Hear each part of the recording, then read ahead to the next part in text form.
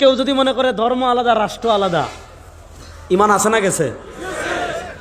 আমার কথা না, আমাদের বায়তুল মুকাররমের খতিব সাহেবের নাম কি?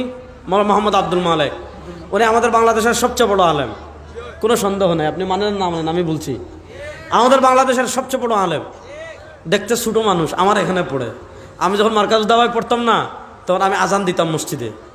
তো আজান দিলে তো একামত দেওয়া লাগতো, তো হুজুর এসে আমার পাশে দাঁড়াইতো, এখানে পড়ে। ছোট্ট মানুষ। হযরত আব্দুল্লাহ ইবনে মাসউদ রাদিয়াল্লাহু তাআলা আনহু, তিনি হযরত আলী বলেছিলেন, এটা ছোট একটা পাত্র, মুলিয়া বিল ইলমি ওয়াল হিকমা, আল্লাহ সেই পাত্রকে ইলম আর হিকমত দিয়ে ভরে দিয়েছেন।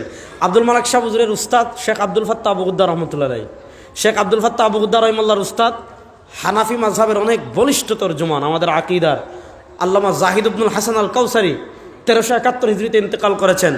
তিনি তার মাকালাতুল কাউসারিতে লিখেছেন, একটা মাকালা লিখেছেন, হুকমু মুহাওয়ালাতি ফাসলিদ্দিন আনিদ দাওলা, হুকমু মুহাওয়ালাতি ফাসলিদ্দিন আনিদ দাওলা। কোনো মুসলমান যদি মনে করে ধর্ম রাষ্ট্র থেকে আলাদা, ধর্ম আলাদা রাষ্ট্র আলাদা, সেখানে আল্লামা কাউসারি রহমতুল্লাহ আলাইহি বলেছেন, কোনো মুসলমান ফাল মুসলিমু ইযা তালাবা বিমিসলি যালিকা ফি সালামাতি আকলিহি, কোনো মুসলমান যদি সুস্থ মস্তিষ্কে জেনে শুনে এই কথা বলে ধর্ম আলাদা রাষ্ট্র আলাদা, তার ঈমান থাকবে না, সাথে সাথে মুরতাদ হয়ে যাবে। এই সেকুলারিজমের বিষ আমাদেরকে দিছে। এজন্য আমাদের দেশে রাষ্ট্রীয় পর্যায়ে নাই, সেটা ভিন্ন আলাপ, আপনি চেষ্টা করবেন।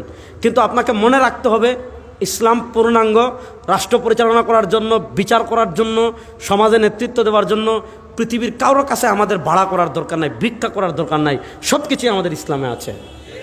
আল্লাহ পূর্ণাঙ্গ ইসলাম ধারণ করার তৌফিক আমাদের সবাইকে দান করেন। এ বিষয়ে আল্লাহ তৌফিক দিলে আগামী বছর আলোচনা করবো ইনশাআল্লাহ। ইন আসাবতু ফামিনাল্লাহ ওয়া ইন আখতাতু ফামিন্নী ওয়া মিনাশ শাইতান।